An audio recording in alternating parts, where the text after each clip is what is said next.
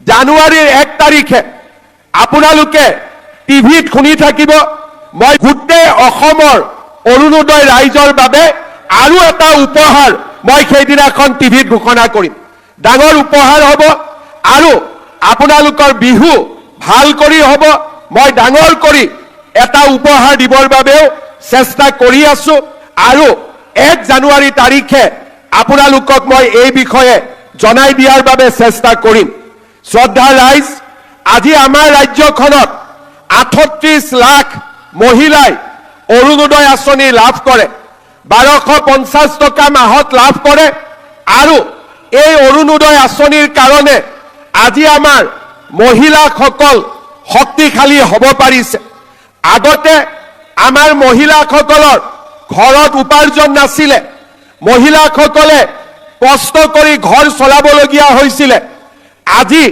মাহৰ 10 তাৰিখে মহিলাসকলৰ একাউণ্টত 1250 টকা আহিব আৰু ঘৰখন চলাবৰ বাবে আপোনালোকে সুবিধা পাব অকল সেই নহয় 1250 টকাৰ আমি অৰুণোদয় পালো প্ৰধানমন্ত্ৰী নৰেন্দ্ৰ মোদী ডাঙৰীয়াই আমাক 5 কেজিকৈ বিনামূলীয়া চাউল দিয়ে যদি এখন ঘৰত 20 কেজিকৈও আমি চাউল পাওঁ আমাৰ 1000 টকা 800 টকা তাৰ পৰাও আমাৰ সঞ্চয় হ'ল 1250 টকা অৰুণোদয়ৰ পৰা পালো 800 টকা বিনামূলীয়া চাউলৰ পৰা পালো এতিয়া মই যেতিয়া সৰু আছিলো গাঁৱত দেখিছিলো যে ঘৰত যদি কোনোবা অতিথি আহে ঘৰত চেনি নাথাকিলে আমাৰ মায়ে কাখৰ ঘৰৰ মানুহৰ পৰা চেনি খুজি লৈ আহে যে এক বাটি চেনি দিয়ক আকৌ যেতিয়া মায়ে চেনি পাব বাটিটো ঘূৰাই দিয়ে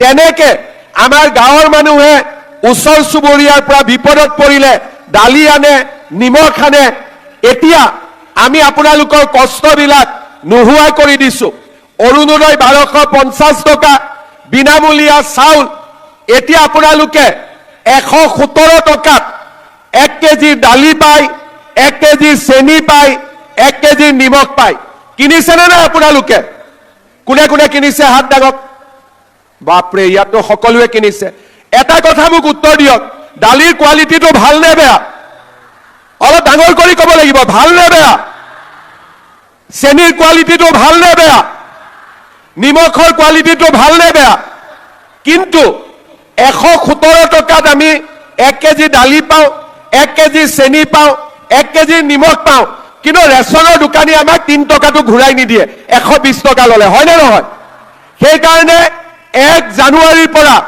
আমি আপোনালোকক 100 টকাতে 1 কেজি দালি দিম 1 কেজি চেনি দিম আৰু 1 কেজি নিমখ দিম 100 টকাটো লৈ গলে আপোনালোকে দালি চেনি নিমখ পাই যাব অৰুণোদয়ৰ পৰা 1250 পালে তাৰ পৰা 100 টকা ৰেচনৰ দোকানীক দিলে 1 কেজি দালি পালে 1 কেজি নিমখ পালে 1 কেজি চেনি পালে তাৰ মানে অৰুণোদয়ত 1250 মোদী ডাঙৰীয়াৰ বিনামূলীয়া চাউল আৰু আমাৰ চৰকাৰে দিয়া 100 টকাত দালি চেনি নিমখ এতিয়া আমি ঘৰখন চলাবৰ কাৰণে কাৰো ওচৰত হাত পাতিব নালাগে আমাৰ কষ্ট কম হয় ঘৰখন চলাব পাৰো আৰু লৰা ছোৱালীৰ শিক্ষাৰ কথাও আমি চিন্তা কৰিব পাৰো আগতে কেতিয়াও আমাৰ অসমত দুখীয়া দৰিদ্ৰ মানুহৰ কাৰণে এনেকে কোনেও আঁচনি অনা নাছিল অলপ আগতে হাগ্ৰামা মহিলাৰী ডাঙৰীয়াই কৈছে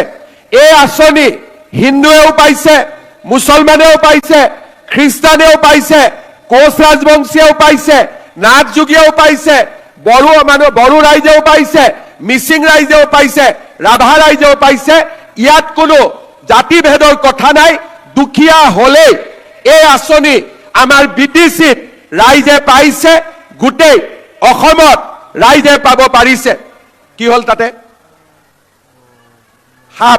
হাপ মানে শিৱজী হয় আশীৰ্বাদ দি আছে একো নাই ধুনীয়াকৈ ওলাই যাব চিন্তা কৰিব নালাগে খালি নামাৰিব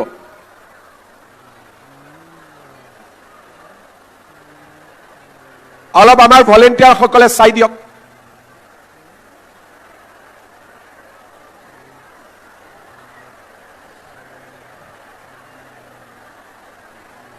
ধুনীয়াকৈ ভলেন্টিয়াৰ সকলে চাই দিয়ক সকলে ভয় নাখাব।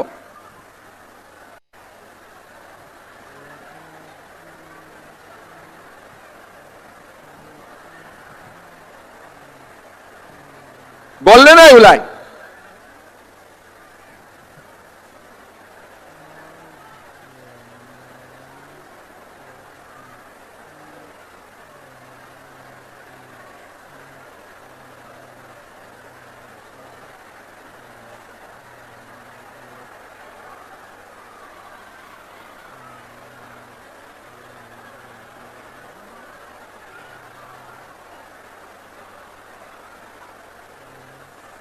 এতিয়া বহি দিয়ক, ধুনীয়াকৈ হৈ গ'ল, বঢ়িয়া।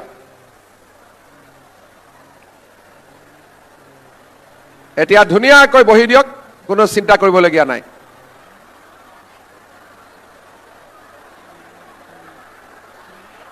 এতিয়া ৰাইজক মই আৰু এটা ভাল খবৰ দিব খুজিছো। আমাৰ বিটিআৰৰ ৰাইজে মাজে মাজে চিন্তা কৰি থাকে যে আমি লাখপতি দিদিৰ 10,000 টকাটো কেতিয়া পাম। মাজে মাজে চিন্তা হৈ থাকে নে নাথাকে? কাৰ কাৰ 10,000 টকাটো লাগে হাত দাঙকচোন, কাৰ কাৰ নাম আছে? বাপৰে, ওদালগুৰিতো হাত দাঙিছে, বাক্সাতো হাত দাঙিছে, তামোলপুৰতো হাত দাঙিছে, চিৰাঙতো হাত দাঙিছে।